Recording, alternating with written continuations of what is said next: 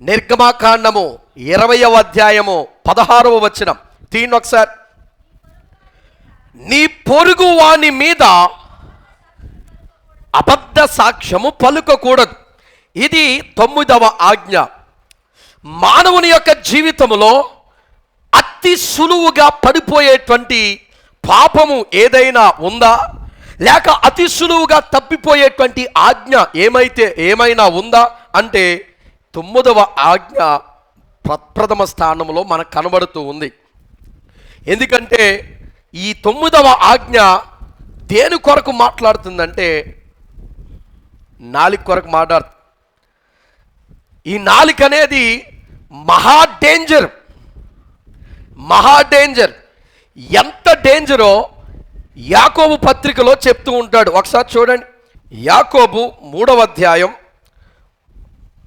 2 నుండి 8 వచనాలు మీరు చదివితే నాలుక అనేది ఎంత డేంజరో అక్కడ చెప్తూ ఉంటాడు. చెప్పమ్మా, చదువమ్మా. అనేక విషయాల్లో మనమందరం తప్పిపోతున్నాం. ఎవడైనను మాట యందు తప్పని ఎడల అలాంటి వాడు లోపం లేనివాడు, తన సర్వ శరీరమును స్వాధీనంలో ఉంచుకున్నవాడు లెక్క. ఆ గుర్రములు మనకు లోబడ్డం కొరకు నోటికి కళ్ళెం పెట్టి వాటి శరీరం అంతా కూడా మనం ఎటు కావాలితే అటు తిప్పుతూ ఉంటాం. వాడలను కూడా చూడండి, అవి ఎంతో గొప్పవి, పెద్దవి. పెనుగాలికి కొట్టుకొని పోచుండగా వాడ నడుపు వాడు ఉద్దేశము చొప్పున మహా చిన్నదైనటువంటి చుక్కాని దాని చొప్పున తిప్పబడుతుంది. అలాగే నాలుక కూడా శరీరం అంతటిలో చాలా చిన్న అవయవం, కానీ బహుగా అదిరి పడుతూ ఉంటుంది. అంటే పై లేతు పడుతూ ఉంటుందా. ఎంత కొంచెము నిప్పు చిన్నదైనా అడవి మొత్తం కూడా తగలెట్టేస్తూ ఉంటుంది. నాలుక కూడా అగ్ని లాంటిదే. నాలుక అనేది మన శరీరం అంతటిలో ఉంచబడిన పాపపు ప్రపంచమై ఉన్నదంట. సర్వ శరీరానికి మాలిన్యం ఈ చిన్నదైన నాలుకే అంటించి వేస్తూ ఉంటుంది. ఏకంగా ప్రకృతి చక్రానికే చిచ్చు పెడుతుందంట. అది నరకము చేత చిచ్చు పెట్టబడను. మృగ పక్షి సర్ప జలచరములలో ప్రతి జాతియు నరజాతి చేత సాధుకా జాలును సాధు ఆయను, కానీ ఏ నరుడును నాలుకను సాధు చేయనేరడు. అది మరణకరమైనటువంటి విషముతో నిండినది. అమ్మా, ఈ నాలుక ఎంత ప్రమాదకరమైందో ఇక్కడ చెప్తున్నాడు. ఒక గుర్రాన్ని నడిపేటువంటి వారు ఆ గుర్రాన్ని అటు ఇటు తిప్పడం కొరకు ఆ శరీరాన్ని మనం తోస్తే కదులుతుందా? కదలదు. దాన్ని తిప్పాలంటే ఒక్కటి, అది మన మాట వినాలంటే దాన్ని నోటికి కళ్ళెం వేసి దాన్ని ఎటు కావాలంటే తాళ్ళుతో ఇలా తిప్పుతాడు. సునాయాసంగా ఇలా అంటే ఎటు కావాలంటే వీటి వెళ్ళిపోదు. అలాగే పెద్ద పడవ, మన చర్చ ఎంత ఉందో అంత షిప్పులు ఉంటాయి. పెద్ద షిప్పులు ఏమంటారు? నావా, పడవ, ఓడ. పెద్ద ఓడలు ఉంటాయి. వాటికి చుక్కాని అనగా చిన్న కింద దాన్ని ఎటు కావాలో అటు తిప్పుకోవడానికి స్టీరింగ్ లెవెల్లో చుక్కాని అని కింద ఉంటుంది. ఈ గాలితో ఆ ఓడ అటు ఇటు కొట్టుకుని పోతూ ఉండగా ఈ పడవ లేకపోతే ఓడ నడిపేటువంటి వాడు ఆ స్టీరింగ్ ఆ చుక్కాన్ని పట్టుకుని ఎటు తిప్పితే ఆ పెద్దవాడు అటు తిరిగిపోద్ది. ఆ విధంగానే ఈ నాలుక కూడా మన దేహములో పాప ప్రపంచం ఏదైనా ఉందా అంటే నాలుక ప్రప్రథమం కనబడుతూ ఉంది. ఇది ఎలాంటిదంటే ఒక్క మనిషిని ఈ నాలుక నరకానికి కూడా పంపించేద్దంట. ఇక్కడ వాక్యంలో మనం చూస్తూ ఉన్నాం. అంత మాత్రమే కాదు, మానవుడు తన జీవితంలో ఈ ప్రపంచంలో దేన్నైనా సాధుపరుచుకోగలడు, అంటే లోపరుచుకోగలడు. సింహాలను కూడా సర్కస్లో ఆడిస్తారు, అవునా అమ్మా? సర్కస్ ఎప్పుడు చూడలేదా? కోతి ఎవడ మాట విన్ను, అవునా? మనం అరకు కానీ కొన్ని హిల్ స్టేషన్స్కి వెళ్తే కోతులు ఎక్కువ కనబడతాయి మనకి. ఎంత భయం వేస్తూ ఉంటుందో. సరదాగా ఫోటో దిగుదామని దిగినా ఫోన్ లాక్కుని పరిగెట్టేస్తే, సరదాగా ఐస్ క్రీమ్ కొనుక్కుని తిరిగినా ఐస్ క్రీమ్ లాక్కుని పరిగెట్టేస్తూ ఉంటాయి. అక్కడ అమ్ముకునేవాడు కూడా ఒక కర్ర పట్టుకొని ఒక విజిల్ పట్టుకుని అమ్ముకుంటాం కంటే ఎక్కువ ఐస్ క్రీములు కాపాడుకోవడం కోసం తిరుగుతూ ఉంటాడు. ఆఖరికి మానవుడు ఏం చేస్తున్నాడంటే అలాంటి కోతును కూడా లొంగదీసి సర్కాసులో ఆడిస్తూ ఉన్నాడు. సింహాన్ని కూడా, అడవికే మృగరాజు అని చెప్పుకునేటువంటి సింహాన్ని, పులులను కూడా తీసుకువచ్చి బోన్లో పెట్టి వాటికి కావలసినట్టుగా సర్కస్లో ఆడిస్తూ ఉన్నాడు. ఆఖరికి దెయ్యాన్ని కూడా బంధించి దాన్ని పారద్రోలుతూ ఉన్నాడు. ఈ ప్రపంచంలో మానవుడు దేన్నైనా సాధుపరచుకోగలడు, అంటే దాన్ని లొంగదీయగలడు, వంగదీయగలడు, ఏదైనా చేయగలడు. కానీ ఈ నాలికను మాత్రం స్వాధీనపరచుకోలేకపోతున్నాడంట. ఈ నాలుకను సాధుపరచుకోలేకపోతున్నాడు, లోపరుచుకోలేకపోతున్నాడు. ఇప్పుడే మందిరంలో ఉంటావు, బయటికి వెళ్ళి పెద్ద బూతు తిడతావు. అవునా కాదా? ఎందుకంటే ఈ లోకంలో బ్రతికి ఊత పదాలు ఎక్కువైపోతాయి. మనకి ఊత పదాలు ఎక్కువైపోయి మందిరంలో అడుగు బయట పెట్టిన వెంటనే మీ మనవడు పరిగెట్టుకుంటూ వచ్చి నిన్ను టప్మని తన్నేసి వెళ్ళిపోయాడు అనుకో, నువ్వేమంటావు? ఇలాంటి మాటలు మాట్లాడడం వల్ల ఈ చిన్న నాలుక కాలచక్రాన్నే చుచ్చిపెట్టేద్దంట. అంటే మన బతుకునే బస్ స్టాండ్ పాలు చేసి, బజారు పాలు చేసి, నరకానికి పంపించేసి సర్వనాశనం చేశాడు. కానీ ఈ నాలుకను ఏ విధంగా సాధుపరుచుకోగలం అంటే ఫిలిప్పీలకు రాసినటువంటి పత్రిక 4వ అధ్యాయం 13వ వచనంలో మనం చూస్తూ ఉంటాం. చూడండి, ఫిలిప్పీలకు 4:13. నన్ను బలపరచు వాని యందు నేను సమస్తమును చేయగలను. హల్లెలూయా. నన్ను బలపరిచే వాని యందు నేను సమస్తమును చేయగలను. మన బలపరిచేటువంటి వాడు మన ప్రభు అయిన యేసు. హల్లెలూయా. ఇక్కడ కనబడుతున్నటువంటి ఈ యొక్క మందిరంలో, ఈ మందిరంలో ఉన్నటువంటి ఈ యొక్క స్టేజ్ దగ్గర, లేకపోతే ఈ యొక్క బలిపీఠం యొద్ద నీ వచ్చి దేవుని యొక్క సన్నిధానంలో మోకరించి ప్రార్థించిన ఎడల ఈ యొక్క బలిపీఠం యొద్ద నీ నాలుకను ఏ విధంగా సాధు చేసుకోవాలో ఇది చూసుకుంటుందంటే ఇక్కడ. హల్లెలూయా.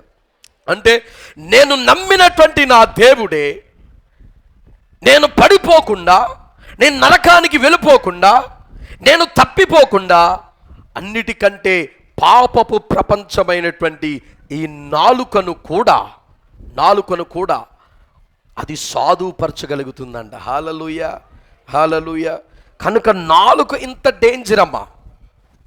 అందుకనే దేవుడు అంటూ ఉన్నాడు ఈ 9వ ఆజ్ఞలో, నీ పొరుగువాని మీద అబద్ధ సాక్ష్యం పలకకూడదు.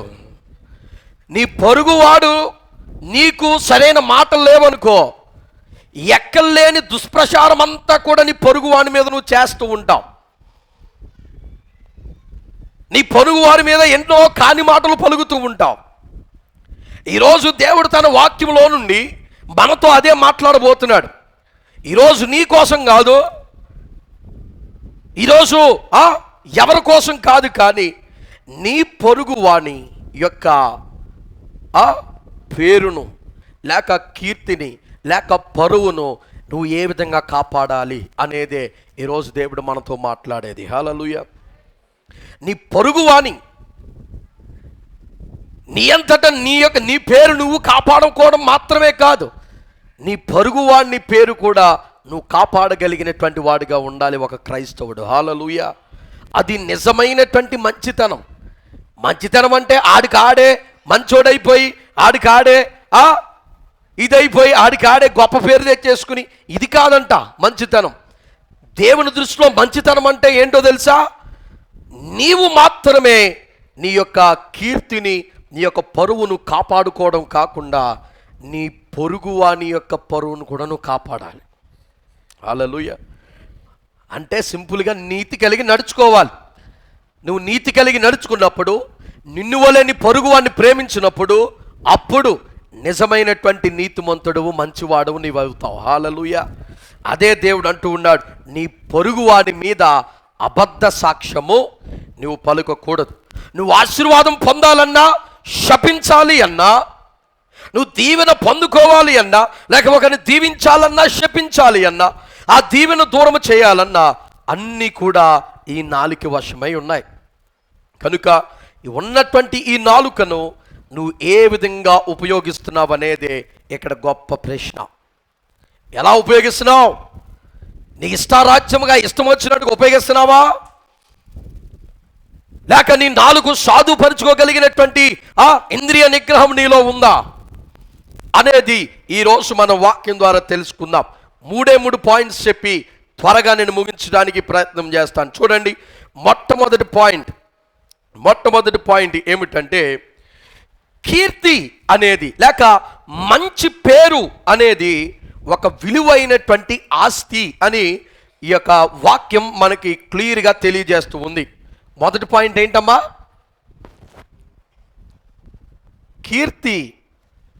కీర్తి లేకపోతే మంచి పేరు విలువైనటువంటి ఆస్తి. కీర్తి లేక మంచి పేరు విలువ కలిగినటువంటి ఆస్తి. చూడండి ఒకసారి, సామెతల గ్రంథం 22వ అధ్యాయము 1వ వచనం. గొప్ప ఐశ్వర్యము కంటే మంచి పేరును వెండి బంగారముల కంటే దయయు కోరదగినవంట. హల్లెలూయా. అమ్మా, గొప్ప ఐశ్వర్యము కంటే మంచి పేరు ముఖ్యమని వాక్యం మనకి సెలవిస్తూ ఉంది. ఇదే మాటను మరొక చోట మనం చూస్తూ ఉంటాం. ప్రసంగి గ్రంథం చూడండి, ప్రసంగి గ్రంథం 7వ అధ్యాయం 1వ వచనంలో మనం చూస్తాం, సుగంధ ద్రవ్యముల కంటే మంచి పేరు మేలు, ఒకని జన్మ దినము కంటే ఒకని మరణ దినమే మేలు. హల్లెలూయా. ఈ లోకములో డబ్బున్నవాడే గొప్పోడు, డబ్బున్నవాడే మంచోడు, ఐశ్వర్యం కలిగి ఉన్నట్టే మంచితనం, గొప్పతనం అనుకుని ఈ లోకంలో మనం ఆ డబ్బు వెంట, ఆ యొక్క దాని వెంట దీని వెంట పడుతూ ఉంటాం. కానీ వాక్యం అంటుంది, ఐశ్వర్యము కంటే మంచి పేరు, సుగంధ ద్రవ్యముల కంటే మంచి పేరు కోరదగినవి మేలంట. హల్లెలూయా, హల్లెలూయా. ఈరోజు మంచి పేరు మనకు ఉండాలి. మనకి ఆస్తులు అంతస్తులు ఉన్నా లేకపోయినా ఒక మంచి పేరు అనేది నీకు ఉండాలి. ప్రియమైన దేవుని బిడ్డ, నువ్వు రక్షించబడక మునుపు నువ్వు ఎలా ఉన్నావో అనవసరం. కానీ రక్షించబడిన తరువాత, దేవుని సన్నిధానమునకు వస్తున్న తరువాత, యేసయ్యను నీ సొంత రక్షకునిగా నీ జీవితంలోనికి నువ్వు స్వీకరించుకున్న తరువాత నువ్వు మంచి పేరు కోసమే ప్రాకులాడాలి. హల్లెలూయా. ఈ లోకంలో ధనం శాశ్వతం కాదు, మంచి పేరు అనేది చాలా ముఖ్యం. చచ్చిపోయిన తర్వాత నీ డబ్బును దేన్ని కూడా నువ్వు పట్టుకెళ్ళావు, కానీ నీ మంచి పేరును మాత్రం పట్టుకెళ్తావు. అదే నిన్ను దేవుని రాజ్యంలో నిన్ను నిలబెడుతూ ఉంటుంది. హల్లెలూయా, హల్లెలూయా. ఇక్కడ మంచి పేరంటే ఏంటి? మంచి పేరంటే ఏంటమ్మా? మంచి పేరంటే ఏంటో తెలుసా? దేవుని యొక్క కట్టడలను, ఆజ్ఞలను మన జీవితంలో నెరవేర్చుటే మంచి. హల్లెలూయా. ఎందుకంటే దేవుడు చెప్పినటువంటి మాటలను మనం తూచా తప్పకుండా పాటించగలిగితే ఆయన ఈ లోకములో ఎలాంటి మంచి పేరును ఆయన స్వాధీనపరుచుకున్నాడో మనకు కూడా ఆ పేరును అనుగ్రహిస్తాడు ఆయన. కనుక మనకి ఆ మంచి పేరు కావాలి. ఈ లోకంలో అందరూ ఈడు మంచోడు, ఆడు మంచోడని, నిన్ను మంచోడని ఎదరగ దోస్తారు. తర్వాత నీ వెనకాల బొట్టెడి కబుర్లు చెప్పుకుంటూ ఉంటారు, నిన్ను అవమానపరుస్తూ. ఈ లోకపు మంచి మనకు అవసరం లేదు. దేవుని దృష్టిలో నువ్వు మంచివాడిగా, మంచిదానిగా ఉంటే ఆటోమేటిక్గా ఈ లోకంలో నువ్వు మంచివాడు అయిపోతావు. హల్లెలూయా, హల్లెలూయా. కనుక వాక్యం అంటుంది, గొప్ప ఐశ్వర్యము కంటే మంచి పేరును, సుగంధ ద్రవ్యముల కంటే మంచి పేరు మేలంట. ఇప్పుడు కువైట్ నుంచి వచ్చిన వారు మందిరంలోనికి ఇలా అడుగు పెట్టగానే ఏమొస్తుంది? ఇప్పుడు నేను కొయిటా వెళ్ళాను అనుకోండి, నేను కొయిటా నుంచి తిరిగి వచ్చినప్పుడు మందిరంలోనికి అడుగు పెట్టిన వెంటనే ఏమొస్తుంది? ఏమొస్తుందమ్మా?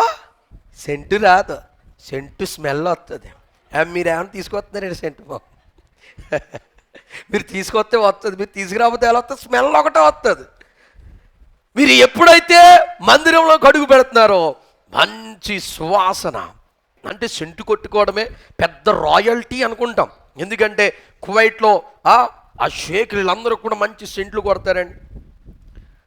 50,000 1,00,000 3 లక్షలు ఖరీదు చేసే పెర్ఫ్యూమ్స్ ఉంటాయి విదేశాల్లో.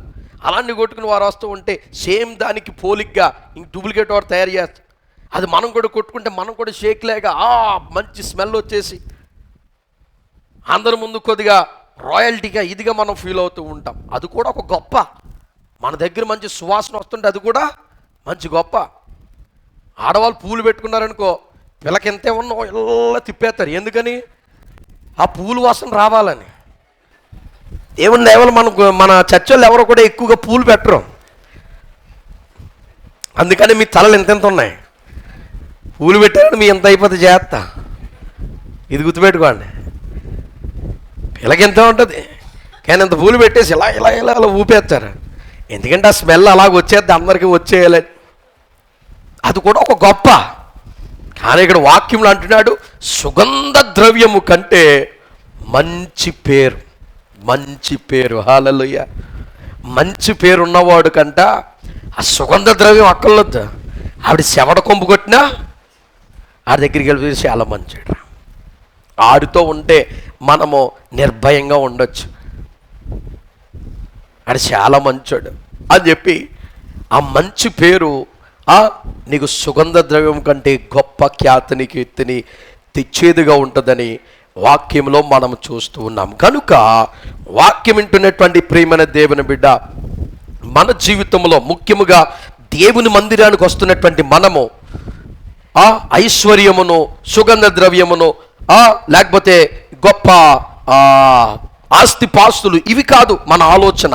మన ఆలోచన అంతా ఎక్కువ దేని మీద ఉండాలంటే, నేను ఒక మంచి పేరును సంపాదించుకోవాలి. నేను చనిపోయే లోపు ఒక మంచి పేరును సంపాదించుకొని దేవుని కొరకు మంచిగా ఉండాలి. ఇప్పుడు కొంతమంది చనిపోయిన వారికి మనం చెప్పుకుంటూ ఉంటాం, ఆ సహోదరుడండి, లేకపోతే పలానా సహోదరుడండి ఏ క్లాస్ మంచి విశ్వాసి. నిజంగా విశ్వాసుని కోల్పోవడం నిజముగా మనకి చాలా నష్టం. పలానా సేవకుడండి నిజముగా ఏ క్లాస్ సేవకుడు, అలాంటి ప్రేమ కలిగిన మంచి సేవకుడు, ఆత్మీయుడు మనకి ఇంకోసారి మనకి రాడు. ఆ మంచి పేరు క్రైస్తవులమైన మనందరికీ ఉండాలంట. హల్లెలూయా, హల్లెలూయా. ఇది దేవుడు ఆశిస్తున్నది. కనుక మనమందరము కూడా ఈ లోకాన్ని విడిచిపెట్టి వెళ్ళిపోబోయే లోపు మనకంటూ ఆస్తిపాస్తులు ఉన్నా లేకపోయినా ఒక మంచి పేరును మనము సంపాదించుకోవాలి. మన నాయన గారు కూడా ఆయన మంచి పేరును సంపాదించుకున్నారు. ఆస్తిపాస్తులు ఉన్నా లేకపోయినా మంచి పేరును సంపాదించుకున్నారు. కనుక ఇప్పటికీ ఆత్మీయతలో ఆ మంచి వ్యక్తిని మనం జ్ఞాపకం చేసుకుంటూనే ఉంటాం. రేపు నీవు నేను ఎక్కడి నుండి వెళ్ళిపోయినప్పుడు మన తరువాత తరం వారు ఫలానా వ్యక్తి, ఫలానా సేవకుడు మా దగ్గర ఉన్నారు, ఇంత ఆత్మీయత, ఆయన మంచితనము, ఆయన ప్రేమ నిజముగా మమ్మల్ని కుటుంబం వలనే చూశాడని మన కొరకు అందరూ చెప్పుకోవాలి. అందుకనే దేవుడు అన్నాడు, నిన్ను వలే నీ పొరుగు వారిని ప్రేమించు. నీ పొరుగు వారి మీద నువ్వు అబద్ధ సాక్ష్యం పలకకూడదు. నీ వలే నిన్ను గూర్చి నువ్వు ఎలా ఆలోచించుకుంటావో నీ పొరుగు వారి కొరకు కూడా నువ్వు ఆ విధముగానే ఆలోచించుకోవాలి. హల్లెలూయా, హల్లెలూయా. నీకైతేనేమో ఒక న్యాయం, పక్కోడికైతే ఇంకో న్యాయం. ఆడు మునిగిపోయి సర్వనాశనం అయిపోయినా పర్లేదు, నువ్వు మాత్రం గట్టు మీద ఉంటే సరిపోద్ది. ఇలాంటిది దేవుడు యేసయ్య మనకు చెప్పినటువంటి నీతి మంచితనం కాదు. యేసయ్య మనకు చెప్పినటువంటి మంచి ఏమిటంటే, మన వలే మన పొరుగువాడు కూడా ఉండాలి. మనకి ఎంత పరువు, మనము మంచి పేరును, పరువును ఎంత మంచి మనం కాపాడుకుంటున్నామో మన పక్కోడిది కూడా మనం అంతగానే కాపాడాలి. హల్లెలూయా. అది యేసయ్య ఆశించేటువంటి మంచిది. అంత మాత్రమే కాదు, మీ కీర్తి, మీకున్నటువంటి మంచి పేరు, మీరు పొందేటువంటి గౌరవపు స్థాయిని తెలియజేస్తూ ఉంటుంది. ఇప్పుడు మోసం చేసేవాడు అనుకో, ఎవడైనా వాడు మాట వింటాడా? ఇప్పుడు అన్యాయం చేసేవాడు అనుకో, ఎవడైనా వాడు మాట వింటాడా? ఇప్పుడు అక్రమాలు చేసేవాడు అనుకో, ఎక్కువ అప్పులు చేసేవాడు అనుకో, అప్పులు తీర్చలేనివాడు అనుకో, లేకపోతే నమ్మక ద్రోహి అనుకో, ఇలాంటి వాడిని ఎవడైనా నమ్ముతాడా? అందుకనే మనకున్నటువంటి మంచి పేరు, మనము పొందేటువంటి గౌరవపు స్థాయిని నిర్ణయిస్తూ ఉంటుంది. మనం చిన్నవారమైనా, ఎన్నిక లేని వారమైనా, ఆ మంచి మనల్ని అధికారుల దగ్గర మనల్ని నిలబెడుతూ ఉంటుంది. హల్లెలూయా. ఈ లోకపు అధికారులైనా, ఆత్మీయపు పెద్దలైనా అందరి ముందు మనం నిలబెట్టేది ఏంటో తెలుసా?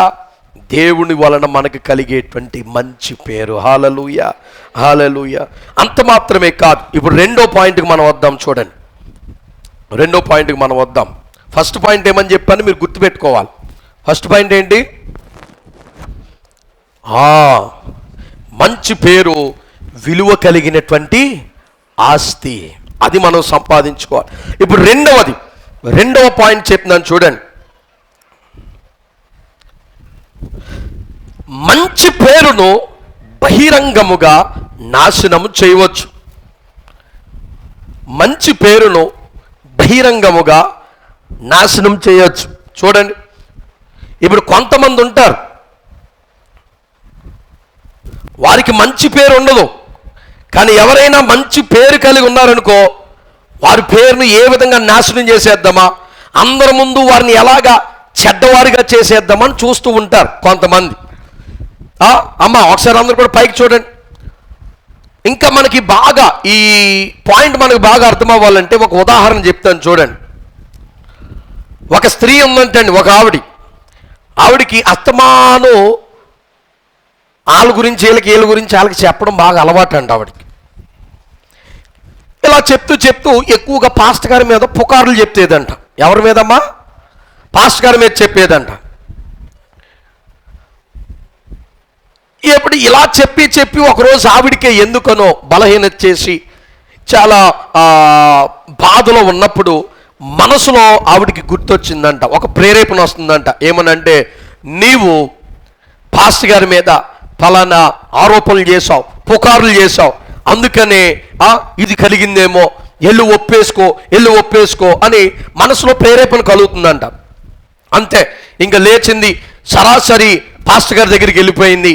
పాస్టర్ గారి దగ్గరికి వచ్చి చెప్తుంది, అయ్యా మీరు నన్ను క్షమించాలి, ఎందుకనంటే నేను మీకోసం అందరికీ చాలా పుకార్లుగా ఉన్నది లేని ఉన్నది అన్నీ కలిపి చెప్పాను, అందుకని మీరు నన్ను క్షమించాలంటే. ఆయన అన్నాడంట, అమ్మ దాన్నేముందమ్మా, నేను క్షమించేస్తున్నాను, ఏం పర్లేదు, నేను క్షమిస్తున్నాను, కానీ పూర్తిగా క్షమించాలంటే నువ్వు ఒక పని చేయాలి. అయ్యగారు మీరు క్షమిస్తానంటే మీరు ఏం చెప్తే చేస్తానండి అందంట. ఆయన అన్నాడంట, ఒక నాటుకోడి తీసుకో,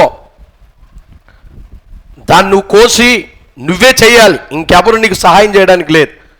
ఒక నాటుకోడి తీసుకొని దాన్ని కోసి దాని ఈకలన్నీ మంచిగా నువ్వు దువ్వి, వాటన్నిటినీ ఈకలన్నీ కూడా ఈకలన్నీ కూడా ఒక సంచిలో నువ్వు వేసుకొని ఆ కోడిని చక్కగా కూర వండుకుని తినమ్మా. పీకినటువంటి వెంట్రుకలన్నీ, ఆ కోడికలన్నీ కూడా సంచిలో వేసావు కదా, ఒక కవర్లో పెట్టావు కదా, ఆ కవర్ పట్టుకొని మన పట్టణంలో, సపోజ్ గుమ్మలూరు ప్రాంతం అనుకోండి, ఈ గుమ్మలూరులో ఈ ఊరంతట్లో ఎత్తైనటువంటి అపార్ట్మెంట్ కానీ ఇల్లు కానీ ఎవరికి ఉందో ఆ అపార్ట్మెంట్ పైకి వెళ్ళిపో. అపార్ట్మెంట్ అంటే ఇంచుమించు 7 స్టేర్లు 5 స్టేర్లు ఉంటాయి. ఆ పైకి వెళ్ళిపోయి మన పట్టణంలో ఎత్తైన బిల్డింగ్ ఎవరికి ఉందో, అపార్ట్మెంట్ ఎవరికి ఉందో అక్కడికి వెళ్ళి ఆ మేడ పైకి వెళ్ళి ఆ కవర్లో ఉన్నటువంటి ఆ కోడికలన్నీ కూడా నువ్వు వంపేసి ఒలగబోసి పైనుంచి నువ్వు నా దగ్గరికి రా అన్నాడంట. పాస్టర్ గారు చెప్పినట్టుగా ఒక నాటుకోడి కొనుక్కుంది, పీక్కొచ్చింది, మంచిగా ఆ ఫెదర్ అంతా ఆ ఈకలన్నీ కూడా పీకేసి తీసేసింది. పాస్టర్ గారు చెప్పినట్టుగానే ఒక కవర్లో ఆ ఈకలన్నీ కూడా వేసుకుని నాటుకోడి పులుసు చేసి గారెలు చేసేసి పాస్టర్ గారు చెప్పినట్టుగానే ఆ కవర్ పట్టుకొని వారి పట్టణంలో ఎత్తైనటువంటి అపార్ట్మెంట్ ఉంటే దాని పైకి వెళ్ళి ఆ కోడికలన్నీ కూడా వంపేసి పాస్టర్ గారి దగ్గరికి వచ్చి, అయ్యగారు మీరు చెప్పినట్టుగానే నేను చేశానండి, ఇప్పుడు నన్ను క్షమించండి అందంట. అమ్మా నేను చెప్పినట్టు చేసావా? చెప్పినట్టు చేశానండి. అయితే మరొక పని చెప్తాను, చేస్తావా అంటే, అయ్యగారు దాన్ని ఏంటండి చెప్పండి, మీరు క్షమిస్తానంటే నేను ఎంతటి పని అయినా చేస్తాను. అయితే ఇప్పుడు నువ్వు మరలా వెనక్కి వెళ్ళి నువ్వు ఒలగబోసినటువంటి ఈకలన్నీ కూడా ఏరుకుని వచ్చే అన్నాడన్న. అమ్మా అప్పుడు ఆవిడందంట, అయ్యి బాబోయ్ ఈకలు ఎక్కడ దొరుకుతాయండి మాకు, ఈకలు ఎక్కడ దొరకవని అవి ఎంతో పైనుంచి నేను కిందకి వేసేసాను, ఎక్కడికి ఎగిరిపోయి ఎక్కడ పడిపోయింది నాకు తెలియదు అంటే ఆయన అన్నాడంట, అమ్మా ఒక్కసారి నువ్వు మాట ద్వారా హృదయాన్ని గాయపరిచి దాన్ని మరలా తిరిగి నువ్వు సమకూర్చమని ఎలా అడుగుతున్నావు? అది ఎప్పటికీ పోదు. నేనైతే నిన్ను క్షమిస్తాను, క్షమించేస్తాను నిన్ను. అమ్మా నేను క్షమించానులే, సర్లే నేనేం మనసులో పెట్టుకోనిలే, వెళ్ళిపో అని నేను చెప్తాను, కానీ నేను చచ్చే వరకు నువ్వు చెప్పిన మాట నా గుండెల్లో ఉండిపోద్ది అన్నాడంట. అమ్మా మాట అంత దారుణం. నువ్వు మాట ద్వారా నాయన గారిని తిట్టేస్తావు, పాస్టర్ గారిని తిట్టేస్తావు, పాస్టర్ గారిని తిట్టేస్తావు, సంఘ పెద్దలు అయితే పెద్ద బూతులు తిట్టేస్తావు, గ్రూప్ లీడర్లు అయితే నోటికి ఇష్టం వచ్చినట్టు మాట్లాడేస్తావు, నీ సహోదరిని తిట్టేస్తావు, అయ్య బాబాయ్ మన సంఘానికి వస్తున్నాడు ఆడు ఇలా అంట, అయ్య బాబాయ్ మన సంఘానికి వస్తుంది కానీ అయ్య బాబాయ్ పెద్ద ఇది అని వాళ్ళకి వీళ్ళకి నువ్వు చండాలమైనటువంటి మాటలు లేని ఉన్నది ఆ అబద్ధపు కళ్ళబుచ్చు మాటలన్నీ కూడా చెప్పేస్తావు. అరే పొద్దున్న నువ్వు చేసింది తప్పని దేవుడికి చెప్పి నువ్వు వెళ్ళి వాళ్ళని నువ్వు క్షమాపణ అడిగినా వారు క్షమించినా సరే నువ్వు అన్న మాటలు వారి గుండెల్లో వారు చచ్చే వరకు పోవు. నువ్వు మాట అనే ముందు చాలా జాగ్రత్తగా ఉండాలి. కొంతమంది అనేకమైనటువంటి మాటలు సంఘము కొరకు, దైవదాసుడే కుటుంబం కొరకు ఆ ఊరికనే వదిలేస్తూ ఉంటారు. ఆ మాటలు మీకు వదిలేయడం చాలా సింపుల్ ఏమో, కానీ అవి తెలిసినప్పుడు మా హృదయము ఎంత బాధపడుద్దో, ఎంత బద్దలైపోద్దో మీకు ఎవరికి తెలియదు. దేవుడు చెప్పాడు కాబట్టి అందరినీ కలుపుకొని ప్రేమిస్తూ మంచిగా మంచి మనసుతో ఎంత కష్టమైనా ఎన్ని మాటలన్నా నవ్వుతూ వెళ్ళిపోతాము, కానీ అన్న మాటలు మాత్రం వారిని చూసినప్పుడల్లా గుండెల్లో గుర్తొస్తూ ఉంటాయి. వస్తాయి. అందుకని నువ్వనేటువంటి మాట చాలా మనము జాగ్రత్త కలిగి మాట్లాడాలి, క్రైస్తవులమైనటువంటి మనం. హల్లెలూయా, హల్లెలూయా. అర్థమవుతుందమ్మా? దీన్నే అంటారు మంచి పేరును బహిరంగముగా నాశనము చేయుట. మంచి పేరును బహిరంగముగా నాశనం చేయుట. ఈ విధంగానే ఇంకొక స్త్రీ ఉందంట, ఇంకొక ఆవిడ పాస్టర్ గారు తన వాహనాన్ని ఎక్కడ ఆపితే అక్కడ పాస్టర్ గారికి అక్రమ సంబంధం కలిపే విశ్వాసులందరితో చెప్పేదంట. ఒకానొక రోజు ఇలాగే ఆయన ఒక ఇంటి దగ్గర ఆపితే చెప్పేదంట, ఇంకొక ఇంటి దగ్గర ఆపితే చెప్పేదంట, ఇంకొక ఇంటి దగ్గర ఆపితే చెప్పేదంట. ఇలాగా అందరికీ ఆయన ఎక్కడ కారు ఆపితే, లేకపోతే ఎక్కడ వాహనము పెడితే, ఎక్కడ బండి పెట్టినా, ఎక్కడ కారు పెట్టినా అది చూసి మొన్న ఇక్కడ ఉంది, 4 రోజులు అక్కడ ఉంది, నీకు తెలుసా అని చెప్పి ఈ విధంగా చెప్తూ ఉండేదంట. ఒకరోజు ఏమైందంటే ఈ మాట ఆ నోట ఈ నోట ఈ నోట ఆ నోట పడి పాస్టర్ గారికి తెలిసిందంట. అప్పుడు ఆ పాస్టర్ గారు ఏం చేశాడంటే ఆ తర్వాత రోజు నుంచి ఆయన కారు బండి పట్టుకొచ్చి వీళ్ళ ఇంటి దగ్గర పెట్టాడంట. ఇప్పుడేమంటారు? అప్పుడు ఆ రోజు నుండి ఆ స్త్రీ నోరేమైందంట, లాక్ అయిపోయింది. ఎందుకంటే ఆవిడింటి దగ్గర పెట్టాడు తీసుకొచ్చి. ఇప్పుడు ఎవరికి చెప్తుంది మరి వెళ్ళి? కొంతమంది జరిగే వాటిని తెలివిగా ట్యాకిల్ చేస్తూ ఉంటారు. దీన్నే ఏమంటారంటే మంచి పేరును, లేక వారికి ఉన్నటువంటి మంచి ఆ యొక్క పరువును, లేకపోతే మంచి పేరును బహిరంగముగా నాశనం చేయడం అంటారు. కనుక వాక్యం వింటున్నటువంటి ప్రియమైన దేవుని బిడ్డ, నువ్వనేటువంటి ప్రతి మాటకు నువ్వు క్షమించమని క్షమాపణను అడుగుతావేమో, కానీ నువ్వు నోటి ద్వారా వదిలేసినటువంటి మాట ఎప్పుడు కూడా నువ్వు వెనక్కి తీసుకోలేవు. అందుకనే నీవైనా నేనైనా ఒక్క మాట అనే ముందు మనం 1కి 100 సార్లు ఆలోచించాలి. ఊరికే నోరుంది కదని ఇష్టం వచ్చినట్టు మాట్లాడేసి వెళ్ళిపోతే రేపొద్దున దాన్ని నువ్వు ఎంత క్షమాపణ నువ్వు పొందుకోవాలని చూసినా, ప్రేమ కలిగినటువంటి మనసుతో అవతల వ్యక్తి నిన్ను క్షమించవచ్చు, కానీ నిన్ను చూసినప్పుడల్లా ఆ మాట తన గుండెల్లో గాయాన్ని రేపుతూనే ఉంటుంది. కనుక మనము మన నోటి ద్వారా అబద్ధ సాక్ష్యము మన పొరుగు వారి మీద పలకకూడదు. ఇరుగు పొరుగు వారి మీద ఇంకొకరికి వేస్ట్ కబుర్లన్నీ కూడా మనము చెప్పకూడదు. అలా చెప్పిన రోజు ఎప్పుడొకప్పుడు నిజమనేది బయటపడినప్పుడు నిన్ను నీవే జీవితంలో క్షమించుకోలేనటువంటి తప్పు చేసినటువంటి వాడవో, తప్పు చేసినటువంటి దానివి అవుతాం. కనుక మాట్లాడేటువంటి మనము, అలాగే కొంతమంది ఉంటారు అబద్ధ సాక్ష్యం పలకడంలో కూడా మరొక కేటగిరీ ఉన్నారు. వాళ్ళు ఎలాంటి వాళ్ళు తెలుసా? నిజమును అబద్ధం కింద నమ్మేటువంటి వారు. అంటే అది నిజమని తెలుసు, కానీ నువ్వు నమ్మవు. నిజాన్ని నమ్మకపోవడం కూడా అబద్ధము చెప్పినట్టేనంట. ఒక వ్యక్తి చెప్పాడు, తన బుక్లో ఏమని రాశాడంటే, నిజాన్ని నమ్మకపోవడం కూడా అబద్ధమును నువ్వు పలికినట్టేనన్నాడు. అంటే నిజాన్ని నువ్వు నమ్మకపోవడం కూడా నువ్వు అబద్ధము చెప్పినటువంటి వాడవు, అబద్ధం ఆడినటువంటి వాడవు అయిపోతావు. కనుక ఎవరైనా నీకు ఇరుగు పొరుగు వారి మీద కళ్ళబుచ్చు కబుర్లు చెప్తున్నారనుకో, కూర్చుని గంటల తరబడి నువ్వు వినకో. అలాంటి వారి దగ్గర నుండి లేచి నువ్వు తెలివిగా వెళ్ళిపోవాలి.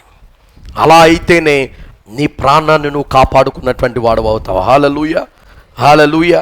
నీ ఇంటింటికి వచ్చి ఎవరైనా వాళ్ళు ఎలా అంటా వీళ్ళు ఎలా అంటా అని నీ దగ్గర కూర్చొని ఊరికే అదే వసపెట్టలాగా అదే కబుర్లు చెప్తూ ఉన్నారనుకో, వెంటనే మనం ఏం చేయాలో తెలుసా? అమ్మా దయచేసి నువ్వు నా దగ్గర అలాంటివి చెప్పొద్దు, ఎవరు పాపాన్ని వాడిపోతే నాకు ఎందుకమ్మా, ఏదైనా ఉంటే దేవుని సన్నిధానంలో దేవునికి అప్పగించాం అని చెప్పాలి. అంతేకాని వినేసి నువ్వు ఇంకొక నలుగురికి చెప్పేసి ఈ విధంగా చేసినట్లయితే మనము నరకపు పాలైపోతాం. మనం జాగ్రత్తగా చూసుకోవాలి. అందుకనే ఏది సత్యమో ఏది అసత్యమో మనకు తెలియదు కనుక ప్రతి విషయంలోనూ మాట్లాడేటప్పుడు చాలా జాగ్రత్తగా ఉండాలని ప్రభు మనకు తెలియజేస్తూ ఉన్నాడు. అంత మాత్రమే కాకుండా కొంతమంది క్రిటిసైజ్ చేస్తూ ఉంటారు. క్రిటిసైజ్ చేయడం అంటే విమర్శించడం. ఒకరికొకరు విమర్శించుకుంటారు కదా, విమర్శించడం తప్పేమి కూడా కాదు, మంచిదే. కానీ ఏ విమర్శ మంచిదంటే, ఇప్పుడు ఎవరైనా తప్పు చేస్తున్నారనుకో, ఆ తప్పును సరి చేసుకోమని విమర్శిస్తారు కొంతమంది. విమర్శించడం అంటే అవతల నుండి నువ్వు చెప్పేది తప్పు. ఒకసారి కొంతమంది చేసేటువంటి బోధ ఏంటంటే, ఒక్కసారి నువ్వు రక్షణ పొంది బాప్తిసం పొందితే, ఒక్కసారి దేవుడిని పాపాలు క్షమిస్తే అది జీవితకాలం అంతా కూడా క్షమించబడిపోయినట్టే. ఆ తర్వాత నువ్వు ఎలా బతికేసినా ఎలా జీవించినా నువ్వు పాపిగా ఎంచబడో. ఒక్కసారి దేవుడు నిన్ను పరిశుద్ధుడు అన్నాడంటే నువ్వు సచ్చే వరకు నేను పరిశుద్ధుడిగానే చూస్తాడని చెప్తూ ఉంటారు కొంతమంది. ఒక్కసారి పరిశుద్ధుడైపోయిన వాడు జీవితకాలం అంతా కూడా పరిశుద్ధుడిగా ఉండిపోయి ఈ మధ్యలో ఏం చేసినా పర్లేదు అనుకుంటే ఇంక దేవుడు ఆ లోకాన్ని విడిచిపెట్టి ఇక్కడ రావాల్సిన పని ఏముంది? కనుక ఇలాంటి కొన్ని తప్పుడు బోధలు కానీ తప్పుడు ఆచారాల్లో క్రైస్తవ్యం మిళితమైపోయి గజిబిజి గందరగోళం అయిపోయినప్పుడు మనము మంచి విమర్శ చేయాలి. నీ విమర్శ ద్వారా అవతల వ్యక్తి బాగుపడ్డాడంటే అది మంచి విమర్శ అయింది. కానీ నీవు పెట్టేటువంటి విమర్శ ద్వారా అవతల వ్యక్తి హృదయం బాధపడి, అవతల వ్యక్తి కుటుంబం నాశనం అయిపోయి, అవతల వ్యక్తి జీవితం సర్వము కూడా నాశనం అయిపోయింది, అతను పనిపోయింది. ఇలాంటి ఏమైనా విమర్శ ఉందంటే మాత్రం దానికి దేవుని ముందు నువ్వు లెక్కప్పు చెప్పాలి. కొంతమంది ఇతరుల్లో వేలు పెట్టి చూపించడానికి, తప్పులు వెతకడానికే చూస్తారు. ఇప్పుడు రాబందు ఉందనుకోండి, రాబందు గంట కింద బతుకున్న జంతువులు కూడా కనపడవంట, పచ్చటి పువ్వులు పచ్చటి పొలాలు కూడా కనపడవంట. ఎక్కడ కుళ్ళిపోయింది, ఎక్కడ చచ్చిపోయింది ఉందో దాని కొళ్ళుకి అది మాత్రమే కనబడుతుందంట, ఇంక ఏది కూడా కనబడదంట డ్యాగకి. కొంతమంది బతుకులు అలాగే ఉంటాయి, ఇతరుల్లో ఏది కూడా మంచి చూడరు. వాళ్ళకి ఎప్పుడు కూడా ఇతరులు ఏ తప్పు ఎతుకుదామా, ఏ విధంగా ఏలు పెట్టి చూపిద్దామా, ఏ విధముగా ఇతరుల్ని నేరోపణ చేసి వాళ్ళని వెధవలు చేద్దామా అని ఊరికే ఎప్పుడు కూడా అదే పెట్టుకుంటూ ఉంటారు. అదే డ్యూటీ కొంతమందికి. నీ విమర్శ ద్వారా నువ్వు నరకానికి పోతావు, జాగ్రత్త. నీ పరుగు వారి మీద నువ్వు అబద్ధ సాక్ష్యం పలకూడదు. హేతు లేనిటువంటి విమర్శలు కూడా నువ్వు చేయకూడదు. జాగ్రత్త కలిగి మనం ఉండాలి. అలాగే ఒక ఆవిడ ఒకసారి కిటికీలో నుంచి చూస్తూ కాఫీ తాగుతుందంట. ఆవిడ ఇంటి కింద ఉన్నటువంటి ఆవిడ బట్టలు దుక్కుని, అద్దెకుంటుందంట, బట్టలు దుక్కుని పక్కన ఉన్నటువంటి గోడ మీద బట్టలు ఆరేసుకుందంట. సాయంత్రం అయిపోయింది, ఆరిపోయిన తర్వాత బట్టలు తీసుకుంటాం కదా. ఈ మేడ పైన ఉన్న ఆవిడ పక్కన ఆవిడని పిలిచి, చూడు తినేసి ఇంట్లో కూర్చుంటుంది, బట్టలు కూడా సరిగ్గా ఉతకలేదు, చూడు ఆ బట్టలకి దుమ్ముతో ధూళితో ఉన్నటువంటి గీతలు ఎలా ఉన్నాయి చూడు అని చెప్పి పక్కింటి ఆవిడని పిలిచి ఆవిడ మీద కుళ్ళిపోతూ, చూడు ఎలా ఉన్నాయో, పని కూడా సరిగ్గా చేయలేదని నానా మాట్లాడుతూ చూడమని ఆవిడకు చూపిస్తుందంట. పక్క ఆవిడ ఎందంట, ఆవిడ బాగానే ఉతికింది, ఈ దుమ్ము పట్టినటువంటి జీరలు ఎక్కడ పడ్డాయో తెలుసా, నీ కిటికీ మీద ఆరేసింది, నీ కిటికీలు అసలు నువ్వు సరిగ్గా తుడుచుకోవేమో, దానికి ఉన్న దుమ్మంతా దాని గుడ్లకు అందుకున్నది, ఎక్కడ దుమ్ముతో ధూళితో ఉన్నది, ఒళ్ళు అంగలేంది, పని చేసుకోలేని దాన్ని నువ్వే అందంట. కొంతమంది ఆల్లో ఉన్నాయి కనపడవు, ఇంకా పక్కన వాళ్ళు ఏం కనపడతాయి, అయ్యబాబోయ్ వీడు కాదు, అయ్యబాబోయ్. ఇలాంటి పనికిమాల వ్యవహారాలే మానేయాలి, అప్పుడు మనం బాగుపడతాం. పక్కనోడి జీవితం మీద ఉన్నంత ఆసక్తి మన బతుకు మీద ఉండదు. అలాంటి వారే పాపము చేసినటువంటి వారు అవుతారని వాక్యం ద్వారా దేవుడు సెలవిస్తున్నాడు. కనుక వాక్యం వింటున్నటువంటి ప్రియమైన దేవుని బిడ్డ,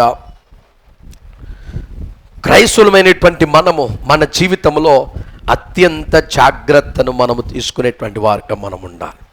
కానీ మంచివారు ఏ విధంగా ఉంటారు? 3వ పాయింట్ చెప్పి నేను ముగించి వేస్తాను. చూడండి, సమయం మనకు అయిపోయింది కనుక చూడండి. 3వ పాయింట్ ఏమిటంటే, మంచి పేరును ఏ విధంగా మనం రక్షించుకోవాలి. మంచి పేరును సంపాదించుకొని దాన్ని ఏ విధంగా మనం రక్షించుకోవాలి అనేటువంటి విషయాన్ని మనం చూసి ముగించుకుందాం. చూడండి, మంచి పేరును మనం ఏ విధంగా రక్షించుకోవాలంటే, ఇప్పుడు మిమ్మల్ని ప్రశ్న అడుగుతాను, నాకు చెప్పండి. మిమ్మల్ని ప్రశ్న అడుగుతాను ఏమిటంటే, నీ పక్కన కూర్చున్న వాళ్ళు కొన్ని బ్యాడ్ హ్యాబిట్స్ అనగా ఏమైనా దురలవాట్లో లేకపోతే ఏమైనా లోపాలో ఏమైనా ఉన్నాయనుకో, నువ్వేం చేయాలి? అమ్మా, నీ పక్కన కూర్చున్న వాళ్ళు, నీ పక్కన కూర్చున్న మందిరానికి వస్తాడండి, కానీ తాగుతూ ఉంటాడు, ఎవరికీ తెలియకుండా నీకు అంటలు పడ్డాడు. అంటే ఆదివారం వచ్చి నీ పక్కన కూర్చున్నాడు, నువ్వేం చేస్తావు? ఇప్పుడు స్త్రీలకి నీ పక్కన కూర్చుని ఓ చప్పలు కొట్టేసి పాటలు గట్టిగా పాడేసి ఆవిడ ఇంటి దగ్గర బూతులు తిట్టడం నువ్వు చూసావు, వచ్చి నీ పక్కన కూర్చుంది, నువ్వేం చేస్తావు చెప్పండి. ఇప్పుడు మీరిద్దరూ జవాబు చెప్తే ఆ జవాబుని బట్టి నేను ముగించేస్తాను. మీరు ఎంత త్వరగా చెప్తాను నేను చూస్తాను. ఇప్పుడు టైం మీ చేతిలోనే ఉంది, మీ చేతిలో ఏం చేస్తారు? ఆ మంచిగా మాట్లాడి హెచ్చరించాలి. జానకమ్మ గారు చెప్తున్నారు, ఇంకెవరైనా చెప్తారా? ముసలావిడైనా ఎంత చక్కగా చూసారా? మీరు నవరం తప్ప ఒక్క ఆన్సర్ చెప్పలేదు. మీరు చాలామంది చేసే పని ఏంటంటే, ఎవరైనా అలాంటి వాళ్ళు మీ ప్రక్కన కూర్చునో లేకపోతే మీకు కనబడో మందిరంలో నీకు కనబడో ఇలాంటివి చేసినప్పుడు పక్కనోని పిలిచి, ఒరే మొన్న నాకు ఎక్కడ కనిపించాడో తెలుసా? అదిగో పాలకొల్లు బస్ స్టాండ్ వెనకాల థియేటర్ ఉంటుంది కదా, అక్కడ కనిపించాడు. ఈవిడి మొన్న ఇక్కడ ఇంకో ఈవిడి ఇది వెళ్ళిపోతుంది అడుగు అదుగు వెనకాల చూసారా? ఆడేం చేసింది తెలుసా? అయ్యి బాబు పచ్చి బూతులే. ఇప్పుడు ఎవడింటి కాడ కులయి వచ్చేసింది కాబట్టి అది వీళ్ళకి అర్థమైపోయింది. అప్పుడే భలే ఫాస్ట్గా ఉంటారు, సమాధానం చెప్పరు కానీ భలే ఫాస్ట్గా ఉంటారమ్మా మీరు. మీ తెలివితేటలు నాకు ఇప్పటికీ అర్థం కాలేదు. 3 సంవత్సరాలు బట్టి ప్రసంగం చేస్తున్నాను నేను మీకు. మన ఆత్మీయ తండ్రి గారు వెళ్ళిపోయి 3 సంవత్సరాలు అయింది. 3 సంవత్సరాల నుంచి చెప్తున్నాను మీకు. మీ తెలివితేటలు నాకు ఇప్పటికీ అర్థం కాలేదు. కొన్నిసార్లు నాకంటే మా విశ్వాసులే తెలివిగా ఉన్నారని నాకు చాలా ఆశ్చర్యం వేస్తూ ఉంటుంది. మాట పూర్తి అవ్వకముందు మీకు అన్నీ తెలిసిపోతాడు. మరి అలాగా మనకి ఇదివరకు ట్యాప్లో ఒకచోట ఉండి అందరూ వచ్చి పట్టుకోవాలి. అప్పుడు చాలా రకాలైన మనుషులు మనం చూస్తూ ఉండేవాళ్ళం.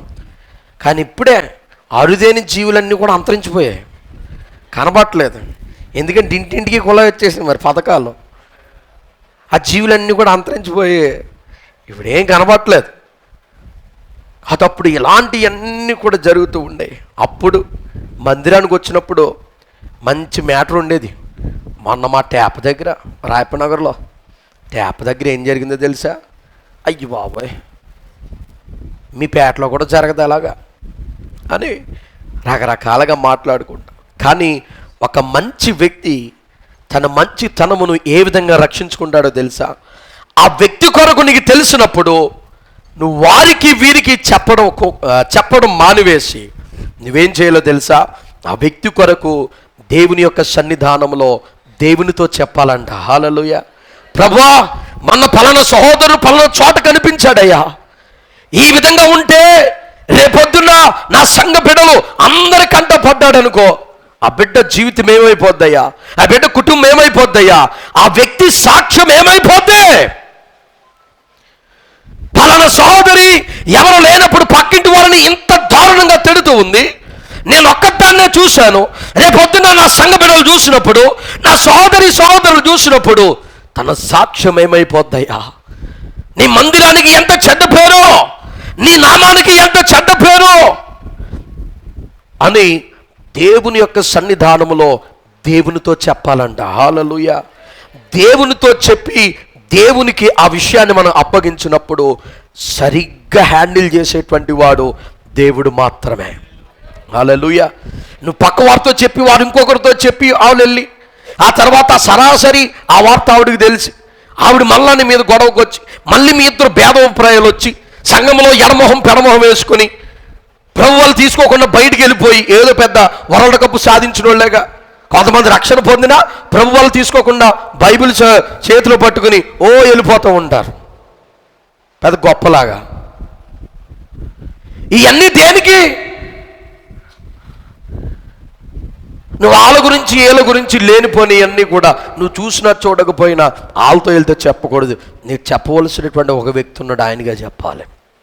హల్లెలూయా. అప్పుడు సంఘం బాగుపడుద్ది, అప్పుడు నీ కుటుంబం క్షేమంగా ఉంటుంది, సంఘంలో ఐక్యత ప్రేమ సమాధానాలు ఉంటాయి, ఆ సంఘము వర్ధిల్లుతుంది. హల్లెలూయా. నిన్ను నీ పొరుగువాని మీద అబద్ధ సాక్ష్యం పలకకు, నిన్ను వలె నీ పొరుగువారిని ప్రేమించాలి. గనుక ఈ విషయాలన్నీ కూడా మీరు జ్ఞాపకం ఉంచుకోండి. కొన్ని రిఫరెన్సులు చెప్పి నేను ముగించి వేస్తాను. చూడండి, సామెతల గ్రంథం 11వ అధ్యాయం 13వ వచనం, అలాగే సామెతల గ్రంథం 17వ అధ్యాయం 9వ వచనం, 1 పేతురు 4వ అధ్యాయం 8వ వచనం. ఈ వచనాలన్నీ కూడా మీరు ఇంటికి వెళ్ళి చదువుకోండి. సమయం అయిపోతుంది కనుక నేను ముగించి వేస్తూ ఉన్నాను. వాక్యం వింటున్నటువంటి ప్రియమైన దేవుని బిడ్డ, నీ పొరుగు వాని మీద నీవు అబద్ధ సాక్ష్యము పలకూడదు. ఆ వ్యక్తి తప్పు చేసిన ప్రార్థనలో ఎత్తుపట్టు దేవునితో చెప్పు, అయ్యా ఈ వార్త కనుక బయట వాడికి తెలిస్తే, లేకపోతే నా సంఘమంతా తెలిస్తే, లేకపోతే నా సంఘ కాపురికి తెలిస్తే, సేవకులకు తెలిస్తే ఎంత బాధపడతారయ్యా, నీ సంఘమునకు ఎంత అపకీర్తయ్యా, ఆ బిడ్డకున్నటువంటి సాక్ష్యాన్ని కోల్పోతాడయ్యా. దయచేసి ఆ బిడ్డకు మారు మనసు దయచేయి. దయచేసి ఆ బిడ్డను ప్రభువా ప్రవక్తను మార్చు, ఆలోచన మార్చని నీ ప్రార్థనలు ఎత్తుపట్టాలి. నీకున్నటువంటి మంచి తనమును రక్షించుకోవడం అలాగే. నువ్వు మంచోడు అని అందరికి తెలియడం కోసం ఈడు ఇలాంటోడు ఆడు అలాంటోడు చెప్తే ఆడికంటే పెద్ద చెడ్డోడు నువ్వు అవుతావు. నీ మంచితనాన్ని ఎలా కాపాడుకోవాలో తెలుసా? దేవునితో చెప్పాలి. అంత మాత్రమే కాదు, ఇంకొకటి ఉంది. ఏంటో తెలుసా? నీకు అది అక్కడ సత్యము కాదు, లేకపోతే అవతల వ్యక్తి చేసేది రాంగ్, తప్పని నీకు తెలుసు కూడా నువ్వు ఖండించకుండా వదిలేస్తే నీవు కూడా అబద్ధికుడు అవుతావు. తెలుసా?